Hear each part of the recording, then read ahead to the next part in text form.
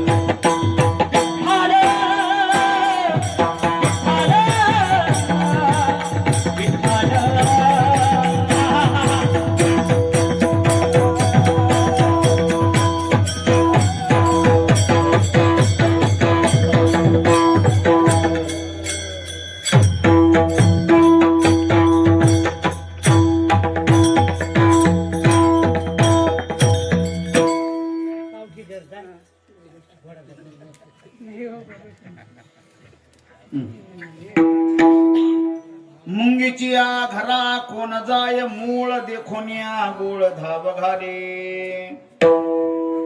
या चका विन काय खोळंबला दाता तुची दावे हिता अपुलिया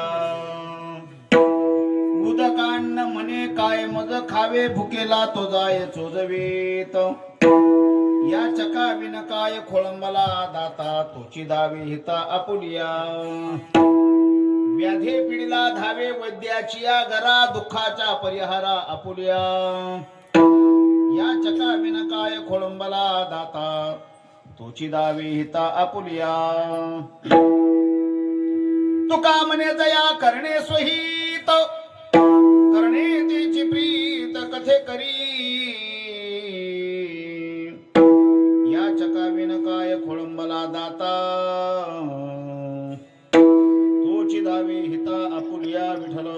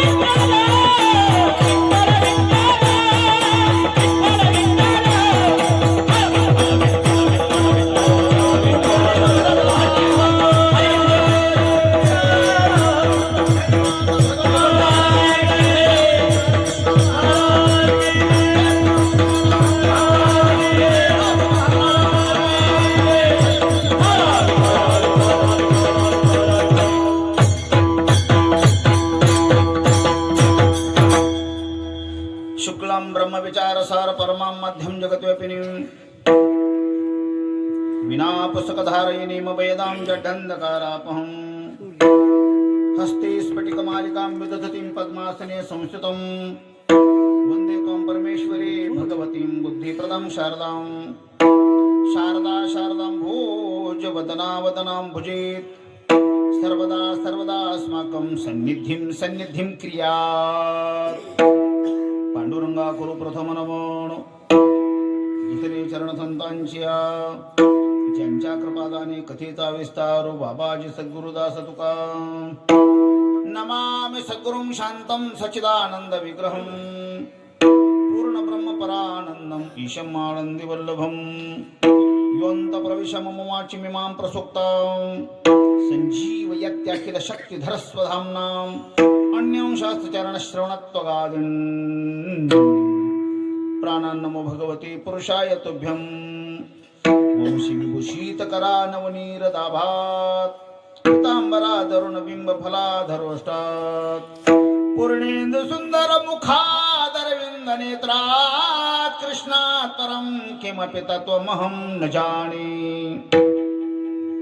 कृष्णाय वासुदेवाय हरे परमात्मने प्रणतक्लेशनाशाय गोविंदाय नमो नमः सच्चिदानंद रूपाय विश्वोत्पत्त्यादिहेतवे तापत्रय विनाशाय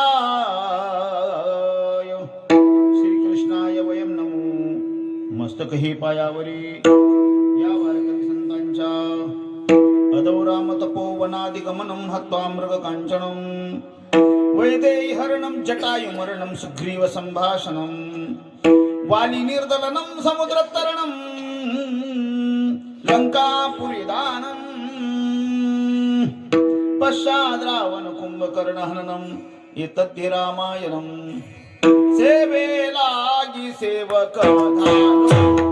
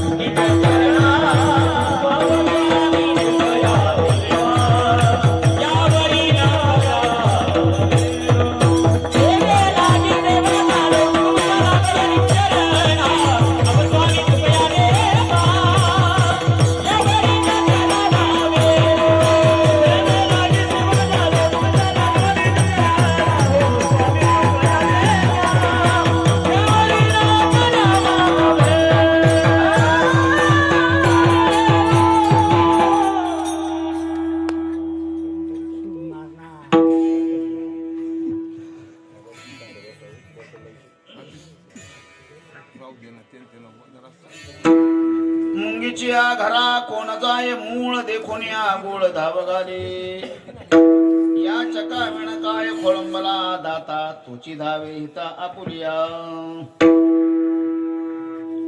प्रस्तुत प्राप्त प्रसंगी भगवत सेवेकरिता म्हणून दाखवलेला अभंग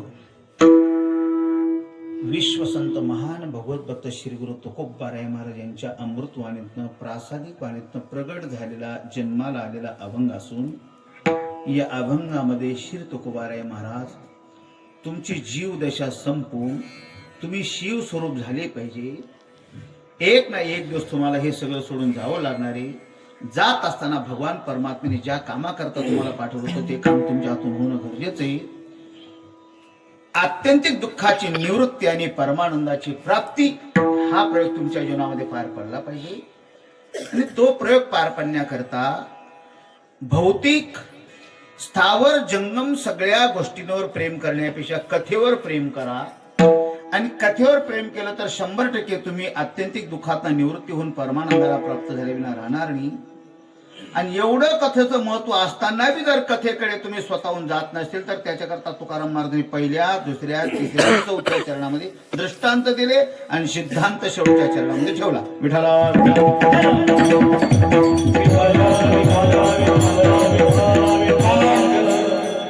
असा महत्वाचा अभंग कीर्तनाकरिता म्हणून दाखवला.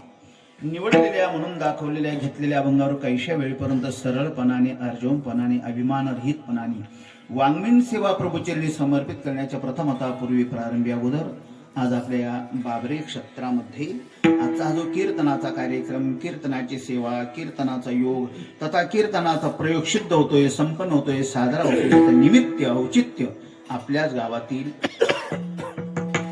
वैकुंठवासी हरिभक्तपरायण श्री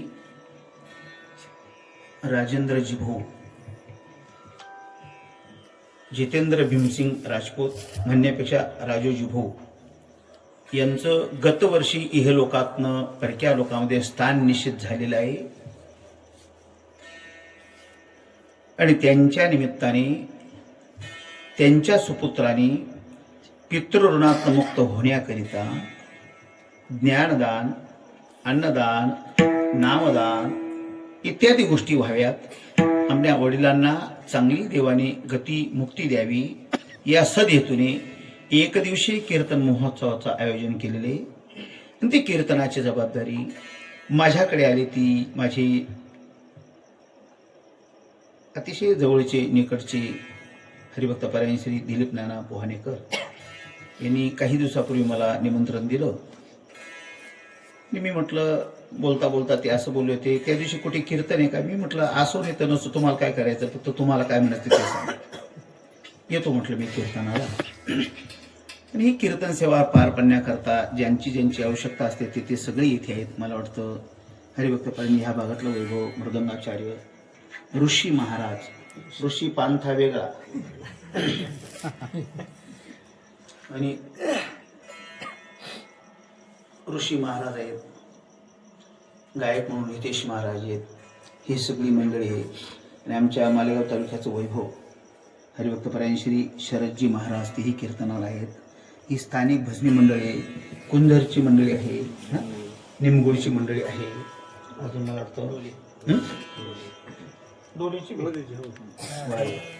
ढोलीची मंडळी आहे, आमची पोहण्याची मंडळी, गोशोक आमचे कुंझरचे ते पण आलेले आहेत, नाण्याची मंडळी आहे, बरोबर आहे ना, 2-2 चोपदार आहेत. आणि या सगळ्यांच्या उपस्थितीने हा एक दिवशी कीर्तनाचा कार्यक्रम अभंग तुकोबारायांचा तसा नवीन अभंग आहे. तो तुकाराम महाराजांनी नवीन, आपल्याला नवीन, तुकोबारायांना नवीन, तो अभंग आपल्याला नवीन, आपण तिथेपर्यंत पोहोचत नाही. दररोजच्या दररोज कीर्तनकारांनी वेगळ्या वेगळ्या अभंगापर्यंत पोहोचलं पाहिजे असा माझा मानस आहे. 4 अभंगांवर आयुष्य गेलं काही कीर्तनकारांचं. खालून लोक म्हणतात आता ती गोड सांगी बरं लोकांचं पाठ झालेलं कीर्तन असं नसावं. एक रुची नाम वैचित्र्याना भ्रजकुटील नाना वतनसा आपल्या वक्तव्यामध्ये लोकांना रुची निर्माण होण्याकरता वैचित्र्य असलं पाहिजे, म्हणजे वेगळेपणा असला पाहिजे. आणि तसा भाव प्रकट करण्याकरता तुकोबारायांचा अभंग विठ्ठला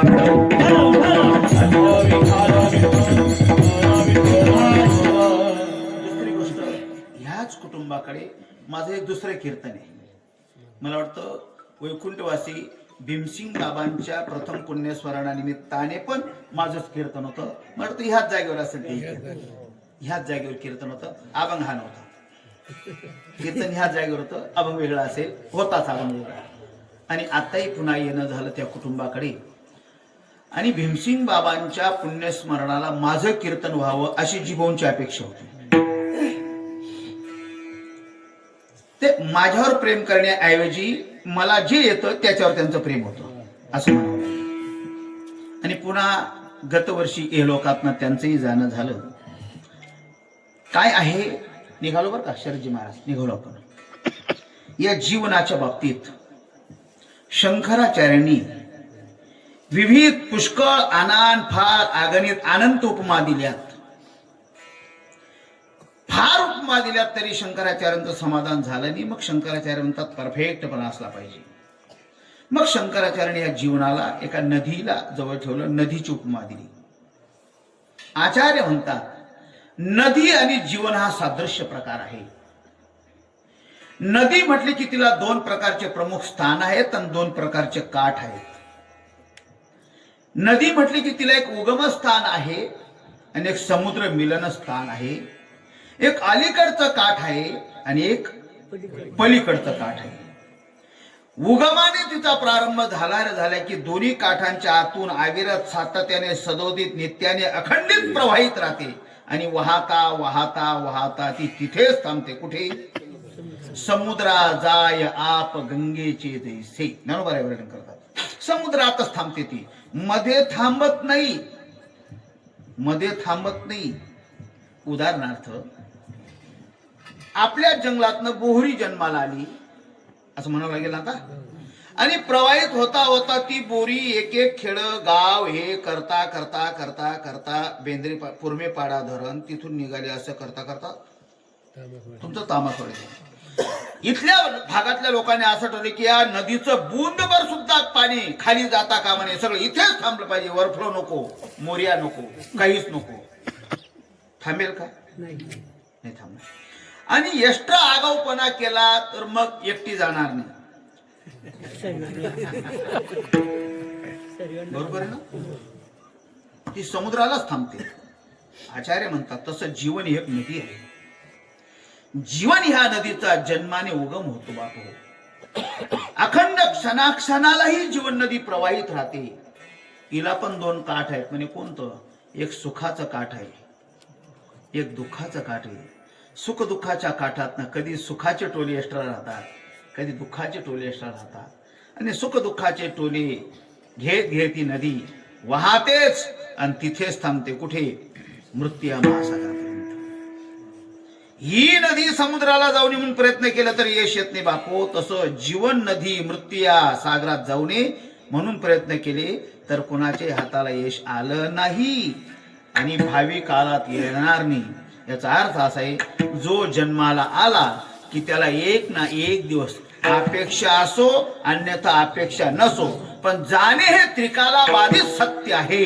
जातस्य ध्रुव मृत्यूर ध्रुवम जन्म मृतस्य च तस्मात् पर्यायार्थे न त्वं शोची. हे अर्जुना न त्वं शोची.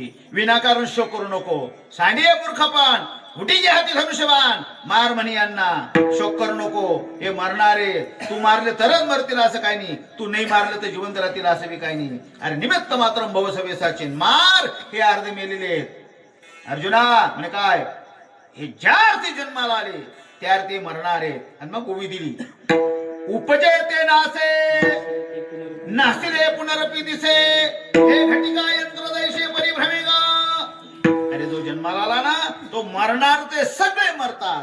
तू खूप बाराने एकाने प्रश्न केला म्हणे महाराज कोण कोण मरणार आहे? महाराजांनी भली मोठी यादी दिली. महाराज म्हणतात आस्तिकही मरतात, नास्तिकही मरतात, कमी वयाची मरतात, अधिक वयाचे मरतात, विज्ञानवादी मरतात, अध्यात्मवादी मरतात, देव मानणारी मरतात, देव न मानणारी मरतात. अजून बोलू पुढे कळत पहा. गरीबही मरतात. जमलं तर पैशावाले सुद्धा. जमलं तर श्री तुकोबाराय असे लिहितात. मग तेथे नचले काही, सत्ता संपदा राहील ठाईचे ठाई. पुढे संचित जाईल ग्वाही, तुका म्हणे तय्यमाज्ञा. मग तेथे नचले काही. जेव्हा या तुमच्याकडे पहिला बापू, तेव्हा तुमच्याकडे किती मोठी सत्ता आहे. सत्तेमुळे मृत्यूवर विजय मिळवता येत नाही. संपत्तीमुळे मृत्यूवर विजय मिळवता येणार नाही. याचा अर्थ गरीबही मरतात आणि नितेश महाराज श्रीमंतही मरतात. अजून सांगू पुढे.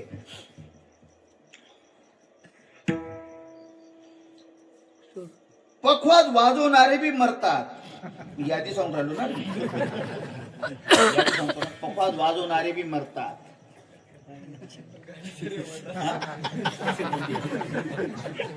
गायना यादी सांगतो मी, किती परफेक्ट सांगेल मी, ऐका. गायकही मरतात,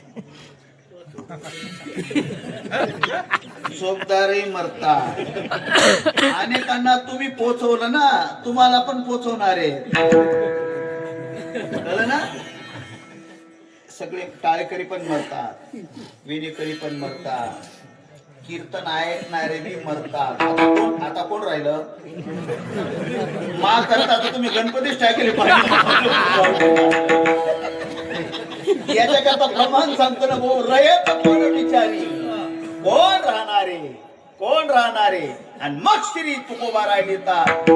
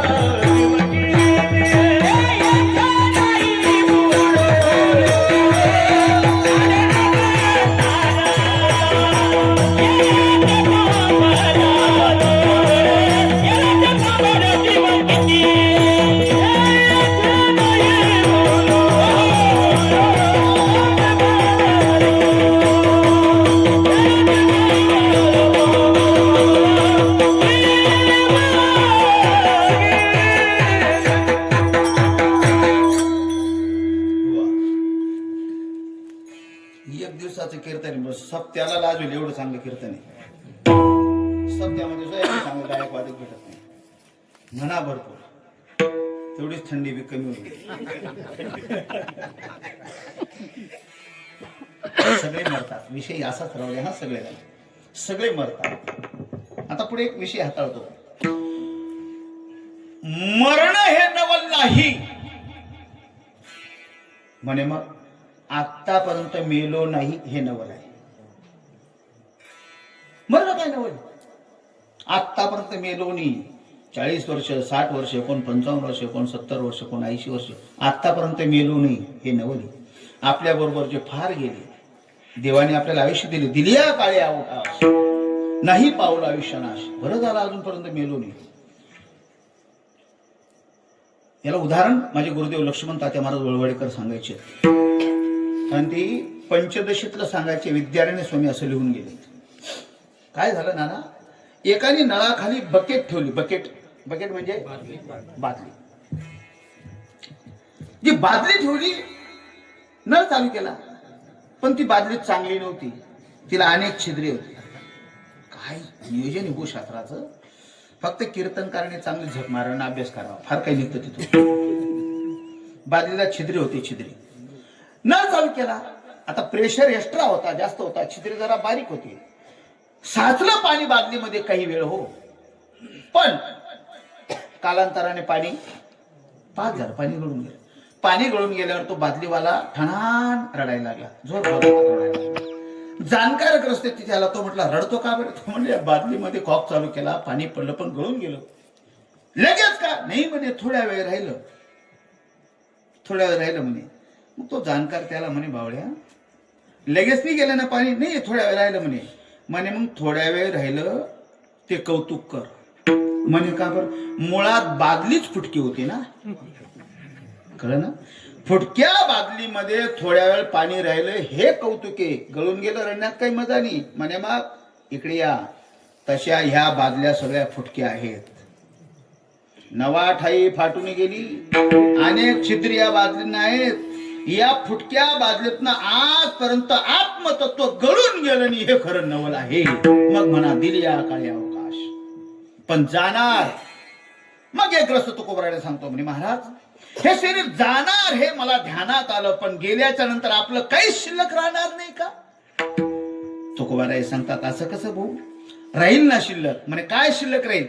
जे शिल्लक राहतं त्याला तुमची आचारसंहिता म्हणतात, जे शिल्लक राहतं त्याला तुमची वागणूक म्हणतात, जे शिल्लक राहणारे त्याला संत साहित्यामध्ये म्हणतात उत्तमची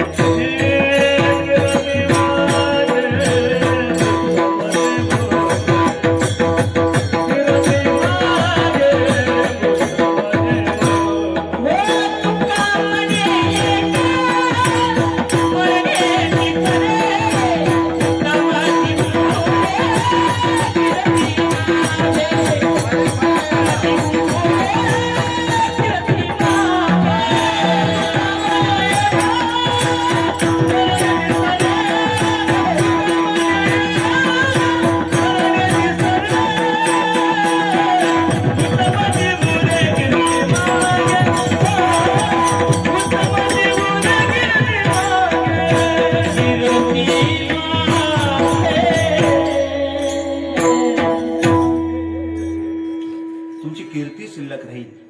असं अजून एक मुद्दा सांगतो ना मामा, अजून एक मुद्दा सांगतो. तुम्ही जीवनभर वाऱ्या केल्या पाहिजे, जीवनभर पोत्या वाचल्या पाहिजे, जीवनभर दिंड्या पोत्या सप्ताह काय सगळं केलं पाहिजे. पण त्याच्यापेक्षा माझं असं मत आहे तुम्ही काय केलं याला अजिबात महत्व नाही. माझं असं मत असेल असं जगा. वाऱ्या केल्या काय न केल्या काय, पोत्या वाचल्या काय न वाचल्या काय, असं जगा. बारीक ऐकलं तर कळेल. असं जगा म्हणजे कसं जगा? आपण गेलो, आपली अंत्ययात्रा जेव्हा असते ना, आपली अंत्येष्टी जेव्हा चालू राहते ना, असं जगा. त्यावेळेला आपल्याबद्दल बोलणारे फार माणसं उत्सुक असतात ना, मग असं जगा. त्या सगळ्या बोलणाऱ्यांवर आपल्याबद्दल खोटं बोलण्याची वेळ नाही असं वागायचं शिका. असं वागा, असं जगा. आणि मग असं म्हणा उत्तमाची उरे. एरवी म्हणण्यात काय मजा आहे. मी कुठेतरी असं चित्र रेखाटलं, आता बोलताना चित्र रेखाटतो मी. साधू असेपर्यंत परमार्थ आहे, पण साधू गेल्याच्या नंतर जास्त परमार्थ. 100% ते साधू योग्य होते, पण जे गेल्याच्या नंतर त्यांच्या नावाचा परमार्थ संपून गेला की 100% ते भोंदूच होते. असं चित्र बोललं. तसं माणूस असेपर्यंत बी त्याच्याबद्दल चांगला लोकांचा भाव असला पाहिजे, चर्चा असली पाहिजे. आणि ती व्यक्ती गेल्याच्या नंतर पण लोकांनी असं म्हटलं पाहिजे माणूस फार चांगला होता बरं, शब्दाने कधी दुखवलं नाही बरं, माणसाने आयुष्यात कोणाला दुखवलं नाही बरं. म्हणतो ह्या व्यक्तीच्या बाबतीत तसा अनुभव आला होता. ज्ञानोबरायचे लिहितात माणसाची लायकी त्याच्या कपड्यावर, त्याच्याकडे कोणती गाडी आहे, सोनं किती त्याच्यावर सिद्ध होत नाही म्हणे. मग माणूस जाणे जे बोले, झाड जाणे जे फुले, भोगे जाणे जे गेले पूर्वजन्मीचे. तुम्हाला कळेल आपण सगळे शेतकरी आहोत. जमिनीची प्रत योग्य आहे, उंच आहे की मध्यम आहे हे पाहायचं असेल तर माती परीक्षणाची आवश्यकता नाही. मग जमिनीत तो कोंब निघाला की तो कोंब सांगतो जमिनीची लायकी काय. पॉवरफुल कोंब निघाला की समजाव जमीन चांगली उंच दर्जाची. एकदम कोंब आळसत माळसत निघाला की 100% बरड जमीन आहे, बरं ना. तसं तुम्ही बोलतात काय त्याच्यावर तुमचं शील अवलंबून आहे. चांगल्या शीलाचे माणसं नेहमी चांगलं बोलतात. काहींच्या मुखात आयुष्यात चांगला शब्द येत नाही. कशाप्रमाणे तुम्हाला कळलं तर नाही कळलं सोडून द्या. ज्ञानोबा सांगतात काही इतके घाण बोलतात त्यांना चांगलं बोलता येत नाही. आपा नाचेने तोंडे काही सुगंध येणे घड्या. हे कळायला 100% तुम्हाला अवघड आहे. हे मला कळलंय. अपान वायू सुगंध येऊन जसा येत नाही बापो तशा काहींच्या मुखात चांगले शब्द कधीच नाही. बरं मी असं म्हणतो मुलगा बोगस बोलतो 100% बापाला थोडं वळण कमी जाशेल. नाही यत्र यत्र धुमा तत्र तत्र वन्नी. जंगलात ज्या अर्थी धूर आहे त्या अर्थी अग्नी आहे. मुलगा ज्या अर्थी बिघडेल त्या अर्थी बापाचं संशोधन केलं पाहिजे. नाही तर मुलाला नाव ठेवून काय मजा आहे. सांगतो तुम्हाला काय झालं. एकाच घराचं चौकात होता. चौकात सगळं गाव त्याच्या घरावरनं ये जा करायचं. गावातल्या लोक निघाली की तो ओट्यावर बसायचा आणि त्या लोकांकडे पाहायचा. हा बाबा हा त्या लोकांकडे पाहायचा आणि काही संबंधी लोकांना शिव्या द्यायचा. घेणं नाही देणं नाही बरं का दाजी. लोकांना तो शिव्या द्यायचा. बरं शिव्या बी इतका स्ट्रॉंग द्यायचा की तो महाराज डबल येऊ देत नव्हता. अभ्यास वृत्तीचा माणूस असतो. न जाणं त्यांनी डॉक्टरेट केलेली असेल PhD त्या स्वतंत्र विषयावर. आणि शिव्या व्यवस्थित द्यायचा पांडवांना की जे आपला पांडवांना याचा आपला काही संबंध पण शिव्या देतो. पण लोक शहाणी माणसं अंग भरायला घाबरतात. तेवढे सोडून द्या मूर्ख आहे शिव्या देतो. लोक त्याच्याकडे थांबत नव्हते पाच बी नव्हते. नंतर त्याला असं कळलं मी आयुष्यभर लोकांना घेणं देणं नसताना विनाकारण शिव्या दिल्या त्याचा आउटपुट फायदा काय. लोक माझ्याकडे पाच देईन. पाच नाही म्हणण्यापेक्षा माझ्याशी बोलत बी नाही. बोलत नाही म्हणण्यापेक्षा मागे पुढे पण मला चांगलं म्हणत नाही. हे त्याच्या ध्यानात आलं. कळलं हे काही सोपं नाही. त्याला कळलं तरी मला कुत्र बरं म्हणत नाही या गावामध्ये. म्हणजे कुत्रे सुद्धा बरं म्हणत असतील हे त्याच्या ध्यानात आलं. मग त्यांनी आपल्या मुलांना बोलून घेतलं. म्हणे पोराव म्हणे काय अरे मी आयुष्यभर लोकांना शिव्या दिल्या मला कोणीच बरं म्हणत नाही. मग पोरं म्हणे आम्ही काय करू. तुम्ही काही करू नका पण तुम्ही जबाबदार त्या गोष्टीला. म्हणे काय जर यदा कदाचित मी मेलो तर तुम्ही तरी चांगलं वागा जेणेकरून लोक मला बरं म्हणतील. मेल्यावर म्हणजे मरणोत्तर पुरस्कार यालाच म्हणतात. पोरं म्हणे मग भाऊ काय करायचं. त्याला का त्याचं मरण कळून गेलं होतं. माणसाला मरण कळतं बरं का. ते बी सांगून जातो आता ओघात सांगतो. आपण कधी मरणार ते स्वतःला कळतं. 10-20 गोष्टी सांगतो त्या विषयावर पण मला वेळ नाही आता. पण एकच मुद्दा सांगतो. दररोज आंघोळ करताना अंगावर भरगच्च पाणी टाका. भरपूर पाणी टाकल्यावर सुद्धा हृदयाची जागा जर कोरडी राहिली ज्या दिवशी समजावं त्या दिवसापासून 1 वर्षात आपण मरणार आहोत. काय सांगितलं मी तू सकाळ शेताळमुळी मारली कोळे राहून जाऊ द्या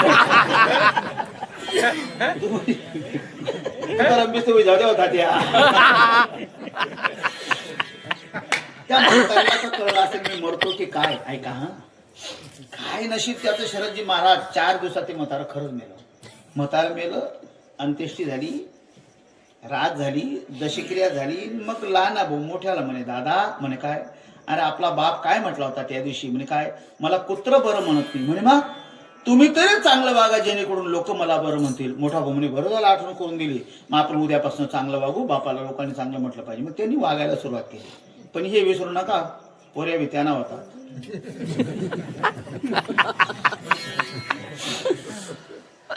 दुसऱ्या दिवशी सकाळी 10 वाजता 7-8 लोक दारावर आले. दारावर येतो ना आपण. दारावर आले. आपल्या बापा लोकांनी चांगलं म्हटलं पाहिजे ना. मग ते दारावर येणार त्यांनी मध्ये घेतलं. घरात घेतलं. दरवाजा बंद केला. 4 भाऊ एकत्र आले. काठ्या आणि दारावर येणार बेदम मार. ते दारावर येणार म्हणे तो चांगला होता म्हणे.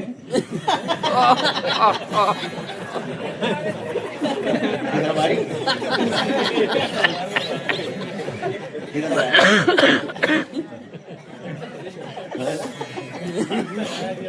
इतकं बारीक असत. कीर्तन असं बारीक असतं. एक जवळ होता आणि एक सासू होते असं नसतं. फक्त ऐकणारे बारीक ऐकलं पाहिजे. ऐकणाऱ्यांना बारीक ऐकायची सोय पाहिजे. ढोबळपणा कीर्तनात नसावा असं माझं मत. किती बारीक कीर्तन ऐकायचं हे पण सहज प्रयोग करतो. सहस्त्र करतो. किती बारीक कीर्तन ऐकायचं. काय झालं, पूर्वी दाड्या नावी करायची.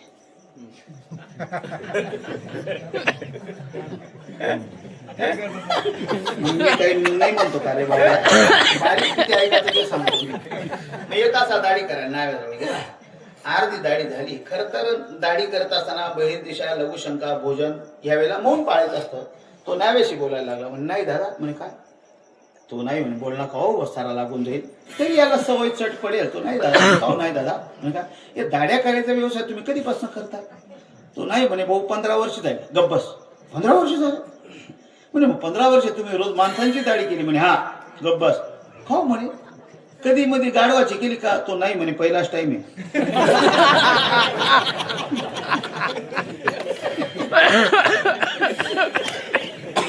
इतकं बारीक ऐकलं पाहिजे.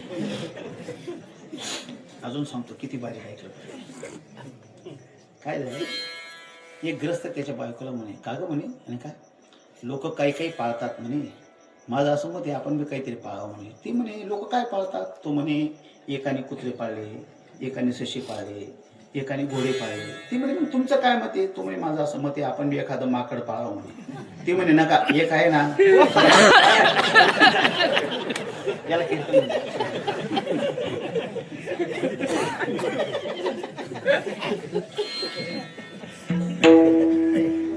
त्याला की ऐका, त्याला कीर्तन अजून सांग. जाऊ दे किती बारीक ऐका तशी का. काय झालं, स्वामी विवेकानंदांचे आचार्य गुरु रामकृष्ण परमहंस कलकत्त्याला होते. सकाळची वेळ होती, 8:30 वाजले. ते उन्हात बसले होते. त्यावेळेला कलकत्त्यातला एक नंबरचा श्रीमंत माणूस रामकृष्ण परमहंसांकडे आला आणि तो म्हटला महाराज मी या कलकत्त्यातला सगळ्यात श्रीमंत माणूस आहे. म्हणे मग तुम्हाला काय पाहिजे ते सांगा. मला काहीच नको, तुम्हाला काय पाहिजे ते सांगा. अरे मूर्ख, त्यांना सांगितलं त्यांनी तुला सारखी राहिना फक्त ऊन येऊ दे बाजू सरक म्हणे असं सांगितलं होतं त्यांना. मी तरी म्हटलं इतकं बारीक काय का असं ना, असं कीर्तन आहे का. चांगलं बोला जेणेकरून आपण बोलल्याच्या नंतर लोकांनी म्हटलं पाहिजे वा रे वा चांगला माणूस होता. उत्तम चौरे कीर्ती मागे. अजून सांगतो उत्तम कीर्ती करता काय केलं पाहिजे. उत्तम कीर्ती उरण्याकरता शक्य झाला तर समाजावर उपकार करा. फार उपकार करता आले नाही तर तुकोबाराय असेल येतात थोडा तरी परोपकार. उपकार करा, परोपकार करण्याची कीर्ती शिल्लक राहते. नाही परोपकार करता आला तुम्हाला तर समाज सेवा करा. समाज सेवा करणाऱ्यांची कीर्ती शिल्लक राहते. मी असं पण सांगू शकतो गाडगे महाराज, तुकडोजी महाराज जातिवंत कोणत्या संस्थेमध्ये शिकलेले महात्मे कीर्तनकार नव्हते, पण आजही शासनाला त्यांचा आदर्श डोळ्यासमोर ठेवून वाटचाल करावी लागते. समाजसेवा. अजून एक मुद्दा लिहून ठेवा. कोणी स्वतःला समाजसेवक म्हणत असेल तर विवेकानंदजी असे लिहितात समाजसेवक होणं एवढं सोपं नाही. म्हणजे मग त्याची व्याख्या काय? विवेकानंद लिहितात ज्याने समाजाच्या संसाराची जबाबदारी आपल्या खांद्यावर घेतली त्याला स्वतःचा संसार पायदळी तुडवावा लागतो. याला समाजसेवक असे म्हणतात. समाजसेवा अवघड आहे. समाजसेवा. समाजसेवा करा, कीर्ती शिल्लक राहील. नाही जमलं तेही तर देश सेवा करा. लहान वयात इंग्रजांच्या गोळ्या छातीवर घेतल्या पण माझा तिरंगा खाली पडू देणारे म्हणणारा नंदुरबारकर, शिरीष कुमार, बाबू गेनू, राजगुरू, भगतसिंग आणि कधीतरी मी ह्याच भागात चरित्र सांगितलं मंगल पांडे, हे सगळे माणसं देहाने गेले असतील पण आजही त्यांची कीर्ती शिल्लक राहील. आणि हे सगळं तुम्हाला जमत नसेल कीर्ती शिल्लक राहण्याकरता तर एक गोष्ट करा तुम्ही. काय? ती गोष्ट केली की कीर्ती तर शिल्लक राहीलच तुमची, म्हणजे मग आत्यंतिक दुःखाची निवृत्ती होऊन परमानंदाची प्राप्ती होईल. मग काय केलं पाहिजे? तुकाराम महाराज सांगतात त्याच्याकरता स्थावर जंगम मालमत्तेवर प्रीती करण्यापेक्षा फक्त कथेवर प्रीती करा. कथेवर प्रीती केली की 100% तुमची कीर्ती शिल्लक राहणार नाही. हाच मुद्दा तुकाराम महाराज सेवेकरिता घेतलेल्या अभंगाच्या आणि शेवटच्या चरणामध्ये सांगतो. तुका म्हणे जाया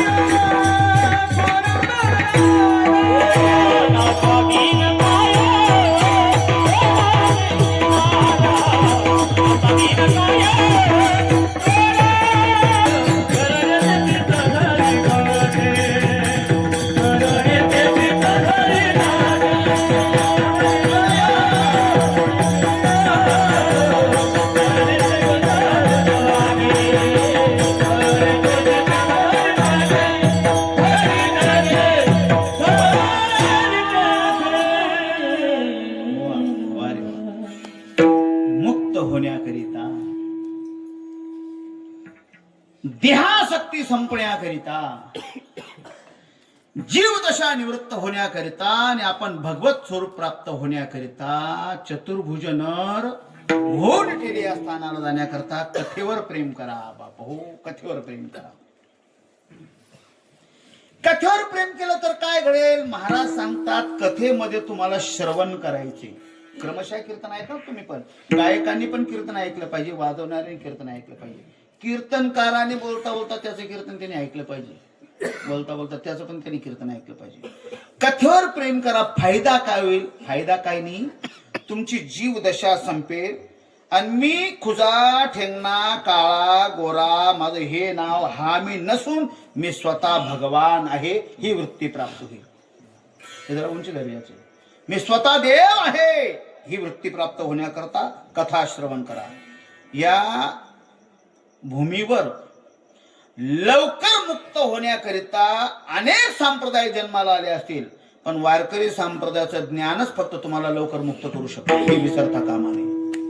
अनेक संप्रदाय असतील, पण जी महत्वाची महती सांगितली ती फक्त आणि फक्त वारकरी संप्रदायाने सांगितली. लवकर मुक्त, तुम्ही स्वतः देव आहेत हे पण नाही हो, काही बी नका म्हणा आम्ही का देव, मी तर गंधन दंगडा करेल असं म्हणतात ना लोक. झाली असेल तू सोडून दे, पण तू स्वतः देव आहे, तू स्वतः देव आहे. नाही हो, मी तर असा आहे, कळतं ना, मी सोपी भाषा, हे असं जाण्याकरता आणि मी देव आहे हे होण्याकरता कथा ऐकली पाहिजे. याच्याकरता तात्या दृष्टांत सांगायचे. 2-4 वर्ष तात्यांना सांगतो मी.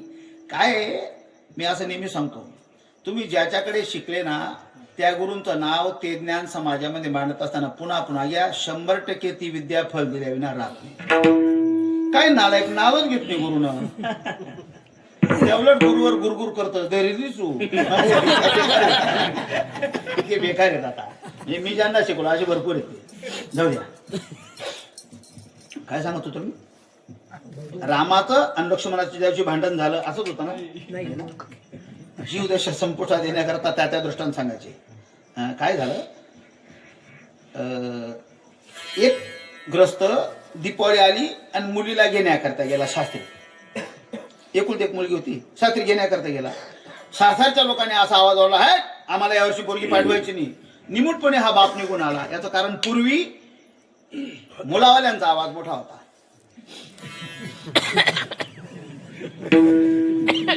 आता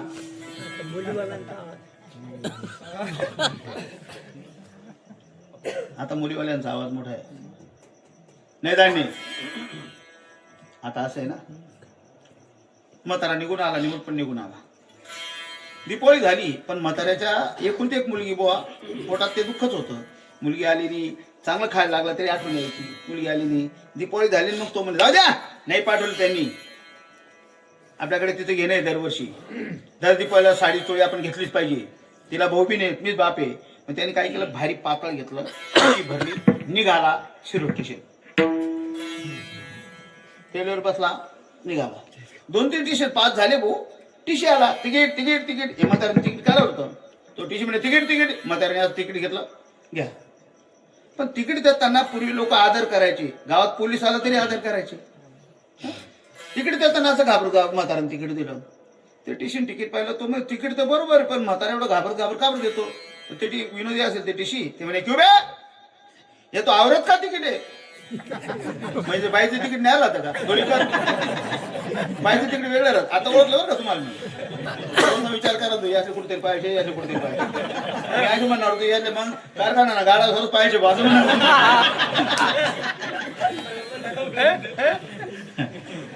असं चालू असतं. मी म्हणलो ना कीर्तन करायचं, कीर्तन ऐकायचं, मी बोलायचं, ते चालू होतं किंवा आवरत का तिकीट आहे. आणि तिकीट देऊन दिलं, टिशी निघून गेला.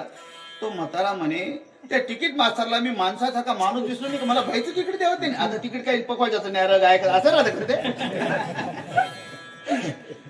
म्हातारा म्हणे लायक माणूस होता भाऊ, बाईचं तिकीट होतं तरी मला दंड केला नाही. पुढे एखादा बेकार टिशी भेटला आणि दंड केला. मग तो म्हातारा बुद्धिवान होता, पिशी मध्ये पातळ होतो.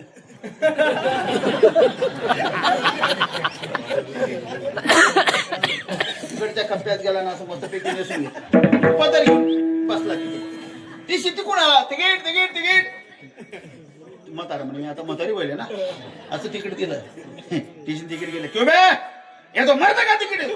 माणूस मला सांगा, याला माणूस होण्याकरता काय 7-12 काढावं लागेल का.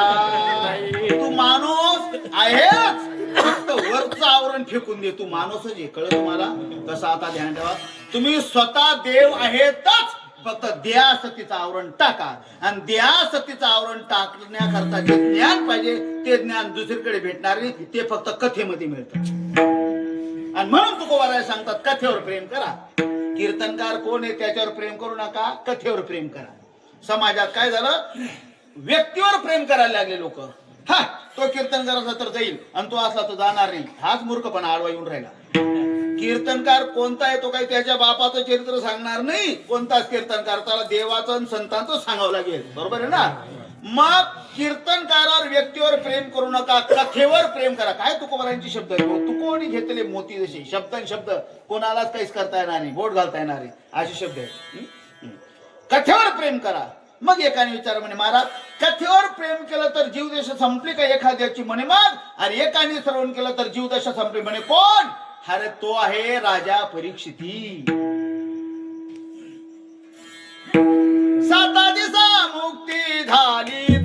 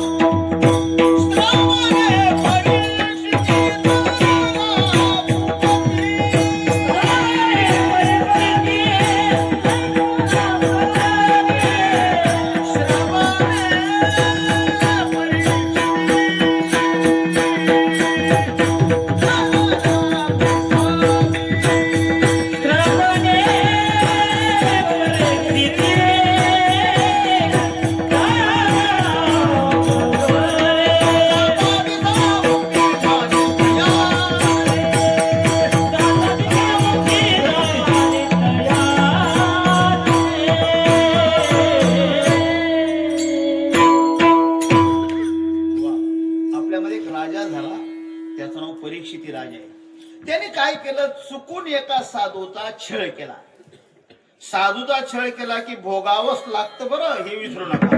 आज ना उद्या आपल्या बापाला चुकणार नाही. मेलेला सर्प घेतला आणि त्या ऋषीच्या गळ्यात टाकला. ऋषी आणि त्याचा पोरे बी ऋषी होता. गाणं बघून वेळ नव्हतं. तू नाव बदली टाका आता. माझ्या बापाच्या गळ्यामध्ये मेलेला सर्प टाकून छळ केला असेल तो 7 दिवसात 7 तो मरेल शाप देऊन टाकला. मग राजा चिंता करायला लागला, मी मरणार. ऐशी चिंता करी सदा सर्व काळ, रात्रंदिवस ही चितळमळ. तुका म्हणे ना या फुले बळ, काय करावं, मी मरणार मी मरणार मी मरणार. चिंता करत असताना भगवान शुकदेव प्रगट झाले. शुकदेव म्हणतात, राजा चिंता करू नको म्हणे, मग बस माझ्या समोर. म्हणे काय करू, काय नाही, तू फक्त ऐक आणि मी तुला आता सांगतो. तव कथामृतम तप्त जीवनम कविभिलितम कल्मशापम शरणमंगलम श्रीमद्धानतम भुईगुणते हृदयजना. आणि तुझं तप्त जीवन शांत होण्याकरता तुला कथामृत सांगतो, तू फक्त ऐक. आणि मग कथामृत सांगितलं. राजाने श्रवण केलं आणि 7 दिवसामध्ये राजा मुक्त झाला, जीवदशा संपली. ही कथेची ताकद आहे. मग तुकोबाराय समाजाला सांगतात कथेवर प्रेम करा. मुद्दा असा चालू आपला, हा कथेवर प्रेम करा. मग एक माणूस महाराजांसमोर उभा राहतो, महाराज म्हणजे काय करू, काही नाही, कथा ऐकायला जाऊन बसत जाय म्हणे. तो म्हणे तुमचं म्हणणं बरोबर आहे, कथा ऐकायला जाऊन बसत जा, पण माझा नेम माहिती तुम्हाला. म्हणे काय, आपल्याला बोलवल्या विना मी जात नाही. तुम्ही करता जरा, मला आमंत्रण निमंत्रण पत्रिकेत नाव बॅनरवर फोटो बिटो हे सगळं पाहिजे, बोलवल्या विना मी कथेकडे जात नाही. तुकाराम महाराज सांगतात का रे, म्हणे काय तुला काही नियमावली माहिती आहे का. म्हणे काय, काही ठिकाणी बोलवल्यावर जावं, काही ठिकाणी बोलवलं नाही तरी जावं, आणि काही ठिकाणी न बोलवताना न पाचारिता जावे तिथे. बरोबर आहे ना. उदाहरणार्थ लग्न समारंभ कार्य असेल तर तिथे पत्रिका आहे का नाही, बरोबर आहे ना. म्हणजे बोलवल्यावर लग्नाला गेलं पाहिजे. गावात तमाशा आला तर काय बोलवण्याची वाट पाहावी, न पाचारिता.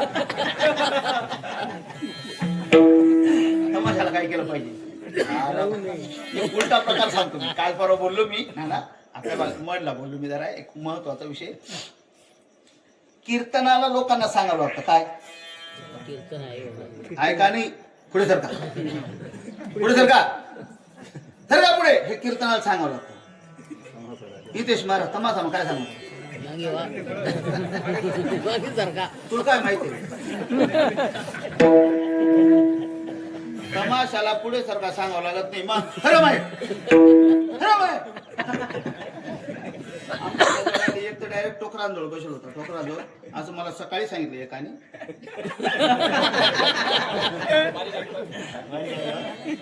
टोकरांजवळ बसलो होता.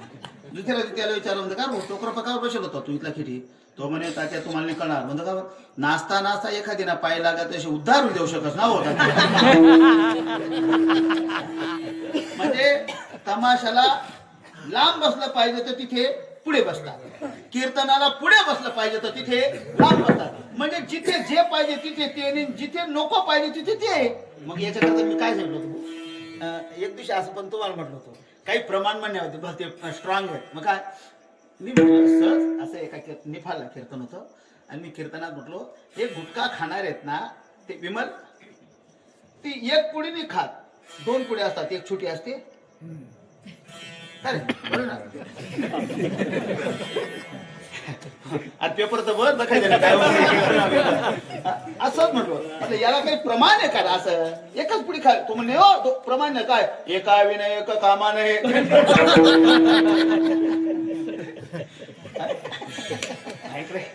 जिथे जे पाहिजे तिथे नाही. विनोद करतो, मला विनोदाची तसं नको आवश्यकता पण करून. बाया कापड दुकानामध्ये ही विडंबनी बरं का, निंदानी एक वस्तुस्थिती मांडतो. मला असं ताशेर एवढं मला कधी मुळात पटत नाही, पण एक वस्तुस्थिती मांडतो मी. पातळ घेण्याकरता जेव्हा बाया बाजारात जातात, मला माय माता माऊल्या माझ्यासमोर बसले, खरं सांगा तुम्ही पदरचं पातळ घेता का विना पदरचं घेता? काय शब्द आहे माझी, पदरचं का विना पदरचं? पदरचं. पदरचं याचा अर्थ दोन आहे. पदरचं असा पण अर्थ आहे त्याचा, असा पण त्याचा अर्थ आहे. पातळ पदरचं घेतात, काठ पदर म्हणा. पदरचं पातळ घेतात. विना पदरचं कोणतीच माय माऊली पातळ घेत बरे. ऐका ना बाबा, राहू द्या राहू द्या पडी घ्या पडी घ्या आमनाकडे गणपडी घ्या. ऐका मुद्दा नाही, ऐका मला वेळ एक मिनिट म्हणतो. मग बाया पदरचं पातळ घेत असतील इथे बाबा इकडे पहा. मग पातळ जर पदरचं बाया घेतात तर पदर घेताना का बरं लाजावं? काय काय बोलतो मी बाबा, अडचण आणू नका. बाया विना पदरचं पातळ घेत नाही ना, मग पदर घेताना का लाजावं? बरोबर बोलतो ना मी, पदर घेतो बरं. मग चार चौघांमध्ये पदर घेतलाच पाहिजे. नको तिथे बाया पदर घ्यायला लागल्या. आता कोणतं ते गाणं प्रसिद्ध झालं पहा आता.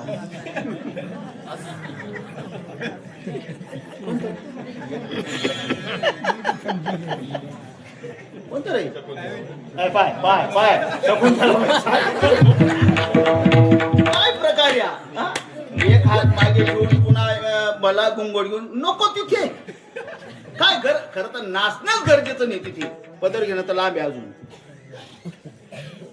जाऊ द्या मुद्दा एवढाच.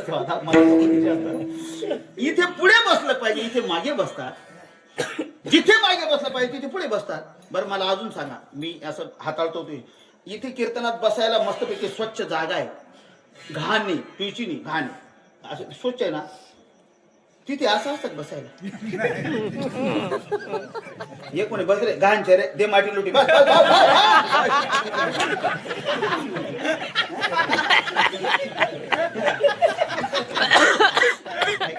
आपण ऐका रे, आवडून ऐका. म्हणजे तिथे नको तिथे न बोलवताना गर्दी करतात. तुकोबाराय सांगतात भाऊ तिथे अनहित आहे, नरकात जावं लागेल तिथे. म्हणजे मग इथे नरकात बाजूला होण्याची ताकद इथे आहे ना, मग इथे का बरं बोलवण्याची वाट पाहतात? म्हणजे मग न बोलवताना कीर्तनाला कथेला जात जा तुम्ही. गेलं पाहिजे म्हणे, गेलंच पाहिजे. महाराज म्हणे गेलंच पाहिजे. तो म्हणे कसं काय? महाराज सांगतात कस काय नाही, त्याप्रमाणे गेलं पाहिजे. म्हणजे कशाप्रमाणे? त्याप्रमाणे. अभंगाचं पहिलं टोक मुंगीची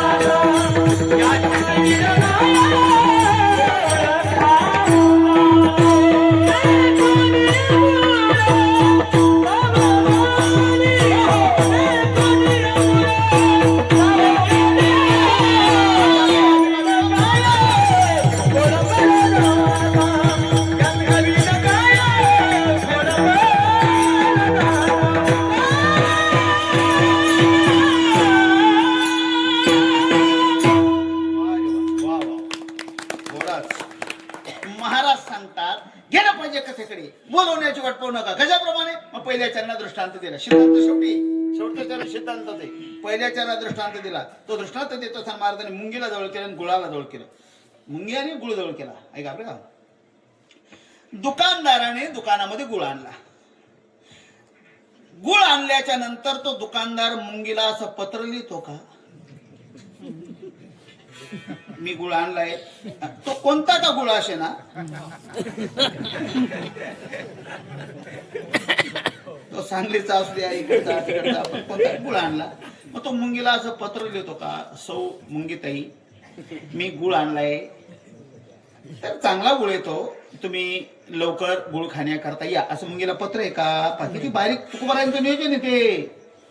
या उलट तो दुकानदार मुंगी लागू नये गुळाला त्याच्याकरता प्रतिबंध करतो, वरून चराट लावतो, काय म्हणतात त्याला, पोतडं लावतो तो, बरं ना, पॅक करतो तो, मुंगी घुसून एक पॅक करतो तो, 2-2 कवर लावतो तो. पण पुढे ऐका, त्या मुंगीला चाहूल लागते, कुठेतरी गुळ आहे.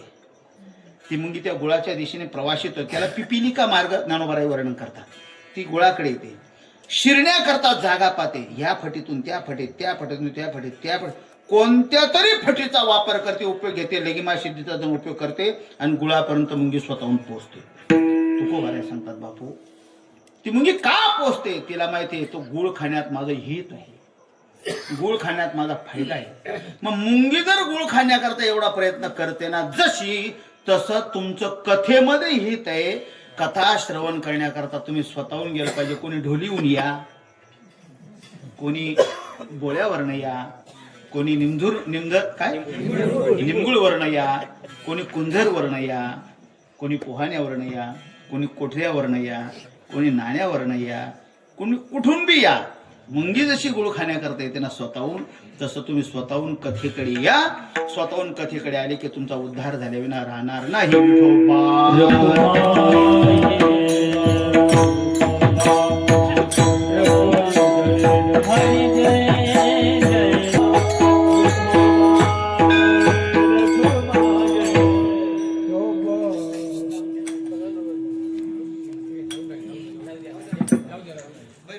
कोण जाय मूळ पहिल्याच्या आपण प्रवेश केला. असू द्या, काय झालं, हे सगळं सांगत असताना एका एका चरणाला 2-2 अडीच तास लागतील. आपल्या आपल्या वेळेमध्ये आपण आवरायचे. संत साहित्यामध्ये जाणकारपणाने ऐका, संत साहित्यामध्ये एखादा विशिष्ट मुद्दा पटवायचा असला की त्याच्याकरता एक दृष्टांत नसतो, अनेक दृष्टांत सांगण्याची गरज आहे. जसं मुलाने हे काम केलंच पाहिजे याच्याकरता बाप त्याला याचं उदाहरण दे, त्याचं उदाहरण दे, त्याचं उदाहरण दे, असं उदाहरण देतो ना बाप, एकच उदाहरण दिलं पाहिजे. पण बापाला माहितीये तीव्रतेने सांगितलं तर मुलावर परिणाम होऊ शकतो, अधिक मत अनेक लोकांचं याला सांगितलं तर मुलगा विचार करू शकतो. तसं संतांना असं वाटतं की या समाजाच्या पण गळी उतरण्याकरता यांना अनेक दृष्टांत दिली. मुंगी स्वतःहून जाते तसं तुम्ही जा. हा दृष्टांत जेव्हा कमी पडला तेव्हा दुसरा दृष्टांत याचकाचा, महाराज अभंगाचा, याचका विन काय खोळंबला, याचका विन काय खोळंबला, याचका विन सोडा, याचका विन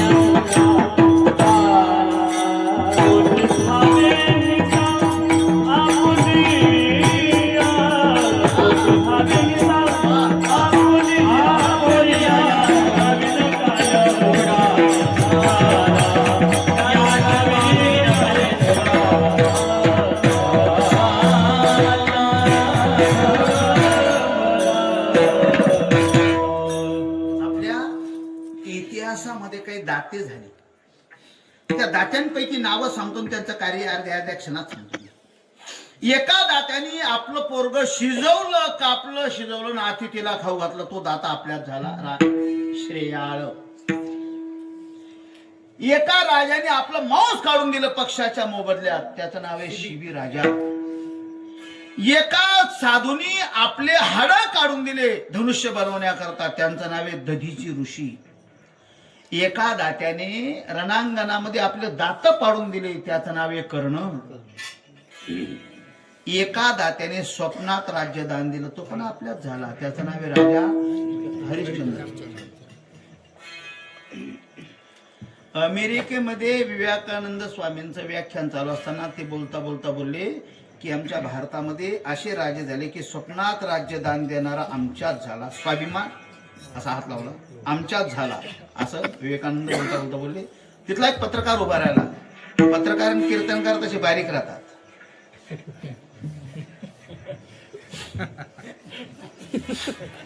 तो उभा राहिला आणि तो म्हणे, विवेकानंदांना म्हणले स्वप्नात राज्यदान दिलं असा दाता आमच्याकडे झाला,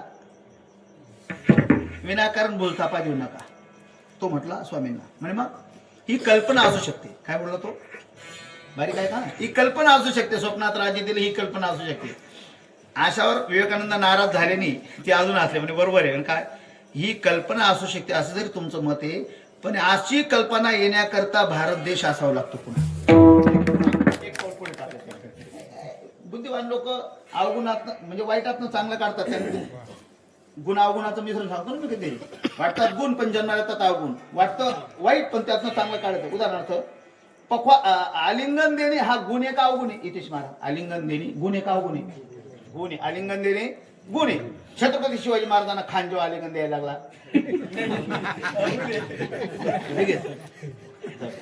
चांगला पक्वा वाजवणे गुण आहे का अवगुण आहे दादा? पण म्हणणारे म्हणायला लागले की आडवा वाजवणे, चांगली चाल म्हणणं गुण आहे का अवगुण आहे? गुण आहे. पण आपल्या मागे यायला नको असा भाव असणं अवगुण आहे. वारे तुम्ही सगळेजण कीर्तनाला येणे गुन्हे का गुन्हे? गुन्हे. पण यातलं महत्वाचं काही ध्यानात न ठेवणं. आता पुढचं सांगू का, मी चांगलं कीर्तन करणे गुन्हे का गुन्हे? चांगलं कीर्तन करणे गुन्हे का गुन्हे? गुन्हे. पण चांगलं कीर्तन करून सुद्धा कमी पैसे घेणे हा काय?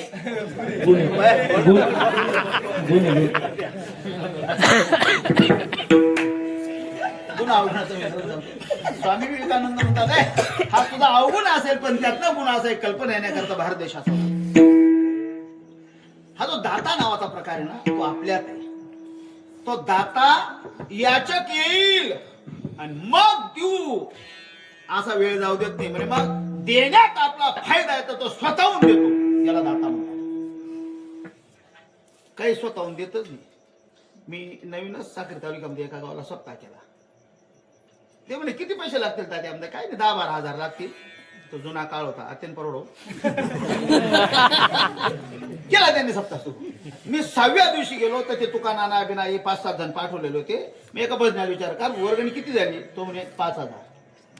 7 दिवसामध्ये वर्गणी 5,000. म्हटलं जाऊ द्या, पाहू पैशांचं काय करायचं. उद्या भंडारा द्यायचा, काय काय जमा झालं? काय नाही. एकाने तांदूळ दिले, एकाने शिऱ्याचं मटर दिलं, सगळं झालं. पण तात्या म्हणे त्यांनी वरणा करता डाळ नाही म्हणे. म्हणलं मग तुमच्या गावात येतात तो पैशावाला नाही का, तो समोर बिल्डिंग वाला आहे म्हणे, पण देणार नाही म्हणे. म्हणतो माल घेऊन चला. मी म्हणतो वजन पडगे ते पडगे म्हणत गेलो तिथे. म्हटलं जयरी माझा पाय माझ्याकडे. म्हणतो जयरी करत नाही, नुसता पाहतो काय देईल. मी लगे मागे फिरलो, काय इज्जत कमी करू. तेवढ्यात त्याची बाईक पुढे आली. ती म्हणे तात्या उभा राहा. मला माहिती आहे तुम्हाला सप्त्या करता काहीतरी लागत होतं, पण हे जनावर शेतात गेला का मग द्या म्हणे. तुकोबारांची भाषा आहे, नाही तरी काय थोडी श्वान सुकुरे वापरले ते आपल्याकडे. मी म्हणतो म्हातारी चांगली म्हातारी जाऊ दे, आपण म्हातारी चांगली म्हटलं. ते 3 वाजता शेतात गेले आणि एक भजा म्हणे तात्या तो गेला. म्हणतो चला गेलो तिथे. काय पाहिजे म्हणतो? काही नाही, पोरापोराने सप्ताह केला, यांना वरणातली डाळ पाहिजे होती. मग टेन्शन घेऊ नका, दूध पिया. दूध घेतलं आणि ती गोंटी घाल गावल्या. गोणभर डाळ होती, ती गोंटी खाली घेतली. त्यातनं अर्धी गोंटी आमच्या गोंटीमध्ये दिली. ती गोंटी वाळलींवरती ठेवणार. थोडा तो येऊन गेला आणि त्याने पाहिलं, जो बन मला करायला लागला. सकाळी बी आले होते आणि आत्या बी आले. का बरं आले? मी तर घाबरायला लागलो, तोड हिंमत नव्हती. आधी दारदारी केली पडत ती बाई म्हणे तात्या तुम्ही बसून या, मी सगळं सूत्रसंचालन करते म्हणे. ती पुढे आली.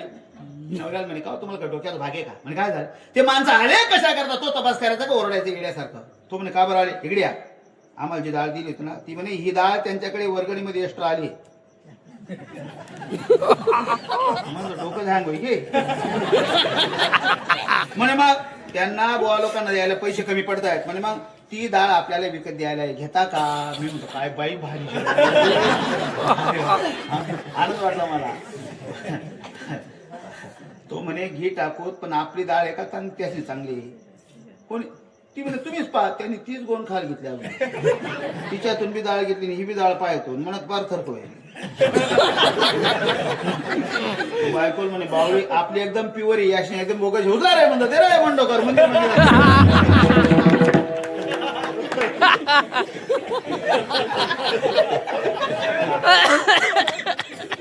दाता दाता सांगतो दाता.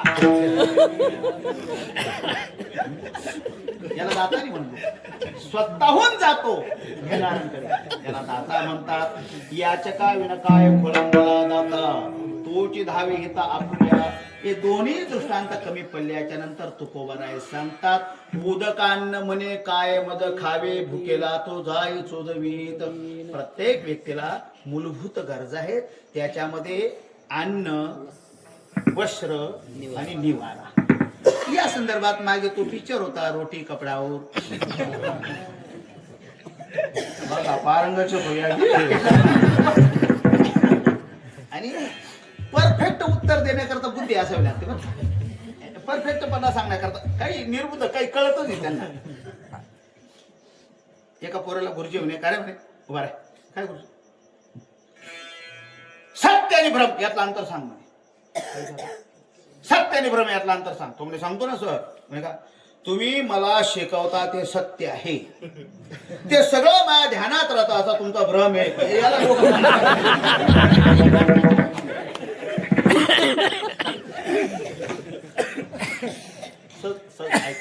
कशी असते एक पोरग शरद महाराज 2-3 वर्षापासून त्या वर्गात मुक्कामी होतो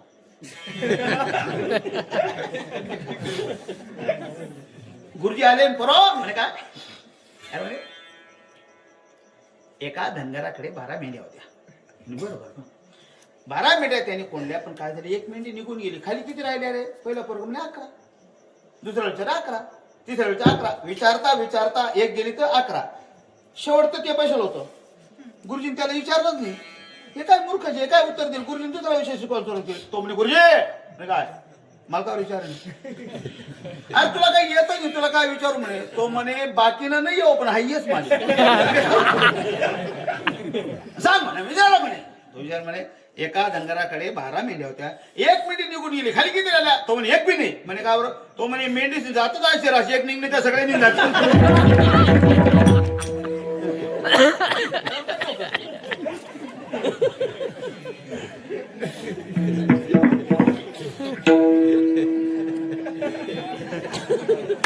मला हे मुद्दाम करायचं नाही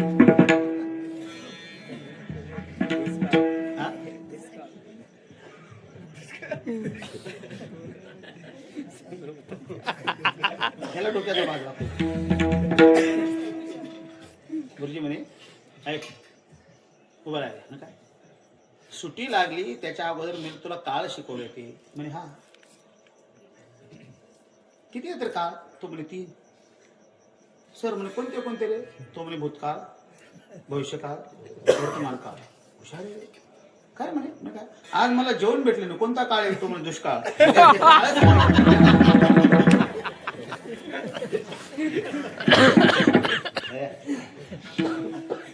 प्रसंग तो दिला रोटी कपडावर या मूलभूत गरज आहे अन्नमय प्राण असल्या कारणाने माणसाला अन्नाची गरज आहे किती मोठी पहा तुकोबरायांचा सिद्धांत आहे शास्त्र ते अन्न कधी असं जाहिरात करतं का या आणि मला खा असं म्हणतं अन्न कधी नाही म्हणे मग स्वतःहून खाणारे अन्नाकडे जातात त्याच्यात त्यांचं हित आहे ना ते स्वतःहून अन्नाकडे जातात म्हणण्यापेक्षा बट अन्नाने अन्न म्हणजे अन्नाकडे जातात म्हणजे अन्नाकडे स्वतःहून जातात ते आणि अजून एक प्रकार आता लग्नामध्ये दिसतो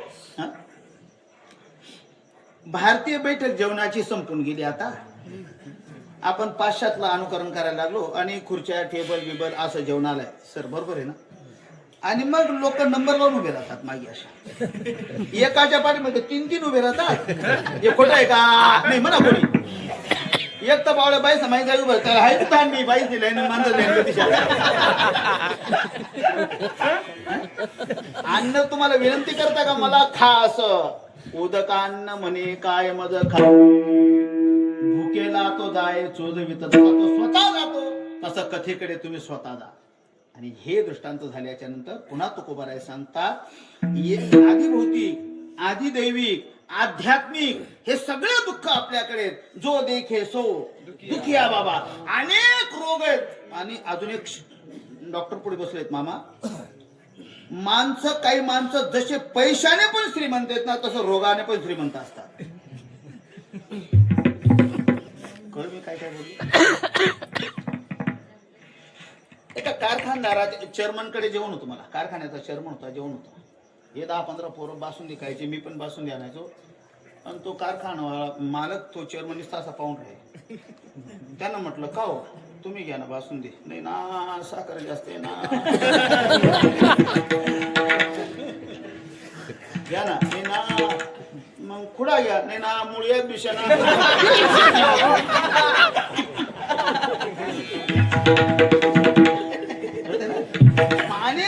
व्याधीने आपण पीडित आहोत ना, मग रोग बरे होण्याकरता आपण असं म्हणतो ना, डॉक्टरला गरज असेल देईल डॉक्टर, असं म्हणतो का आपण? डॉक्टरला गरज येईल ग, आपण स्वतःहून वैद्याच्या घरा जातो.